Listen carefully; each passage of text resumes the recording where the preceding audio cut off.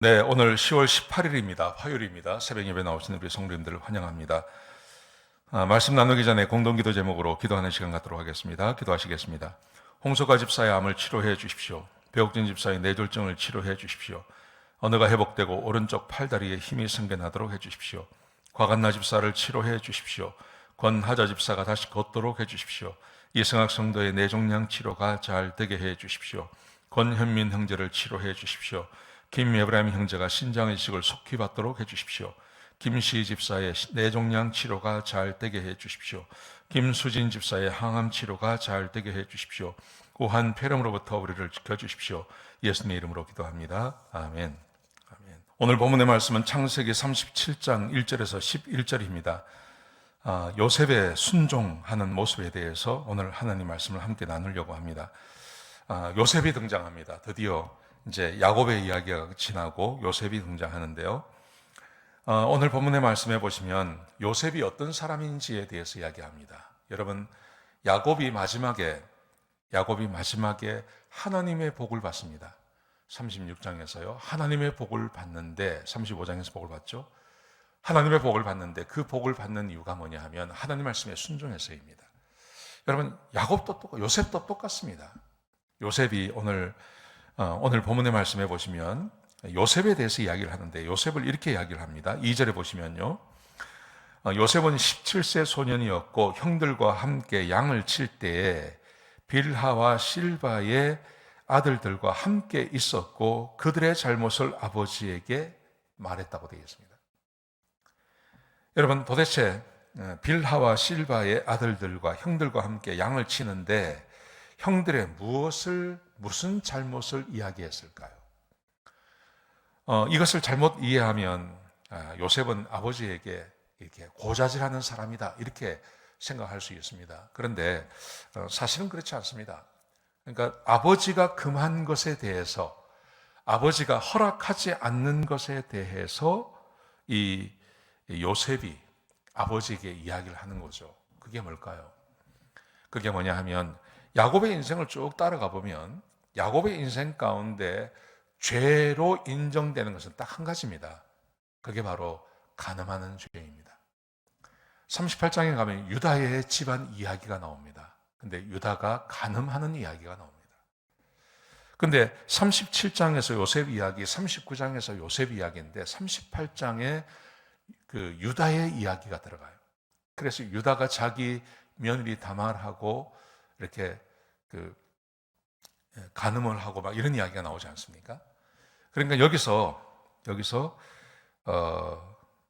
자기 형들의 잘못을 아버지에 이야기했는데 그 잘못이 뭐냐 하면 아마도 그게 간음의 문제일 수 있습니다.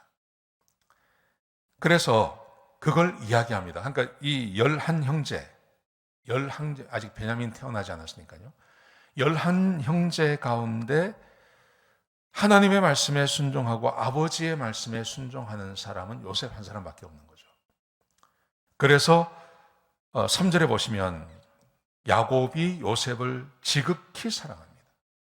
다른 형제들보다 아들들보다 훨씬 사랑해서 그에게 채색 옷을 입혀줍니다.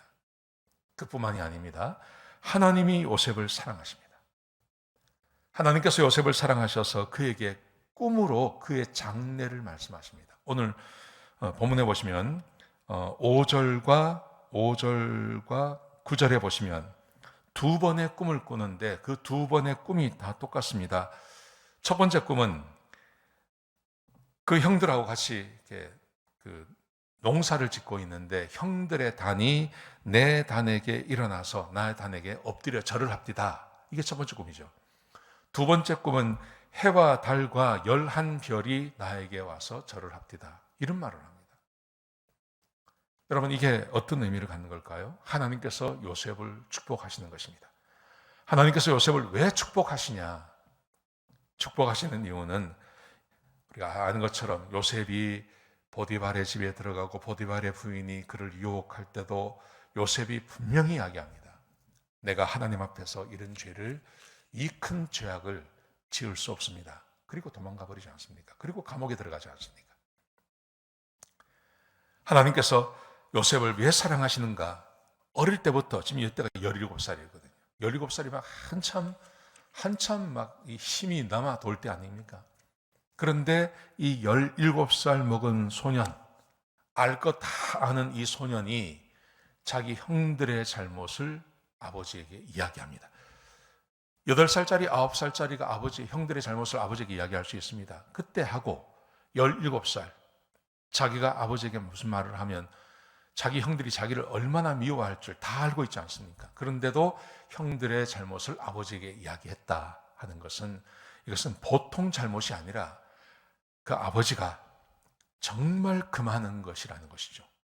그게 뭘까요? 저는 그게 간음하는 거라고 저는 믿습니다.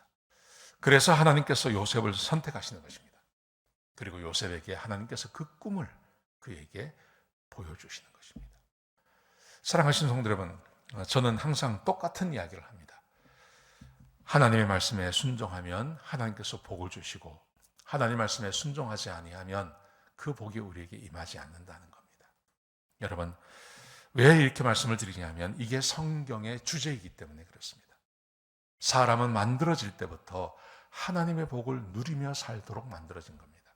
그 하나님의 은혜가 거두어지면 사람이 얼마나 비참해지는지 모릅니다.